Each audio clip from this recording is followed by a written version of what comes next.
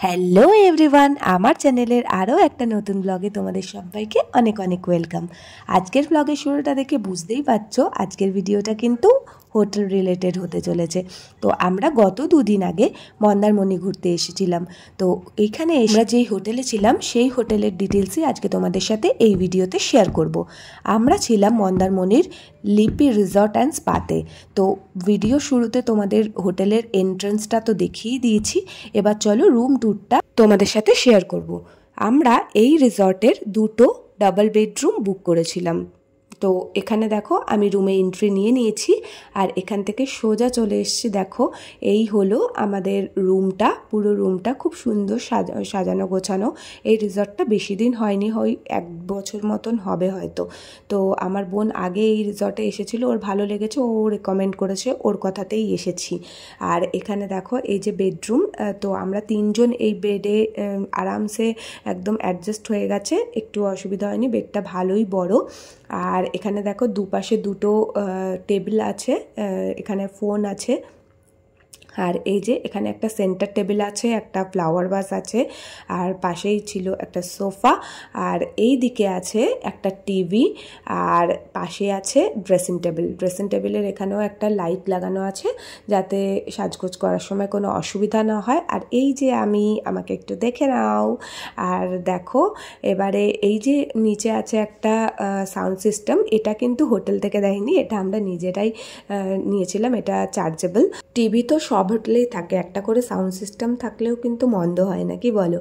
তো চলো এবারে দেখে নেওয়া যাক নেক্সট কি আছে। এই যে টিভি তো আছেই, বলেই দিলাম। তো তারপরে দুটো কাপ রাখা আছে, আর এখানে ইলেকট্রিক কেটল দিয়ে দিয়েছে, চায়ের সমস্ত সরঞ্জাম দিয়ে দিয়েছে, চিরুনি, কোলগেট, শ্যাম্পু, যা যা থাকে সমস্ত কিছু ছিল। আর এখানে ছিল একটা ছোট্ট মিনি ফ্রিজ, আর ওই যে স্টিংটা দেখলে ওটা আমি এনে রেখেছি। আর এই যে এখানে আছে একটা ওয়ার্ড্রপ, আর ওয়ার্ড্রপে ছিল একটা ব্ল্যাঙ্কেট। তো এরপরে চলো পাশে চলে যাই। পাশে হচ্ছে একটা বড় একটা উইন্ডো আছে, দেখো এখান থেকে পুরো কিন্তু পুলটা দেখা যায়। আর এখানে শুধু এই রুমটা না, প্রত্যেকটা রুম থেকে সুইমিং পুল দেখা যায়। আর অনেকটা দূরে একটু মানে রুম থেকেও তুমি সমুদ্র দেখতে পারবে, বাট সেটা একদমই মানে ওই যে দেখো একদম সামান্য। তো চলো এবার চলে যাই ব্যালকনির দিকে। ব্যালকনিটাও ছোট্টর মধ্যে বেশ সুন্দর। ব্যালকনিতে দেখো একটা এরকম টি টেবিল আছে আর একটা চেয়ার রাখা আছে। তো এটাও ভীষণ নিট অ্যান্ড ক্লিন, প্রত্যেকটা রুম প্রত্যেকটা জায়গা ভীষণই পরিষ্কার পরিচ্ছন্ন, সব থেকে ভালো লাগার বিষয় এটা।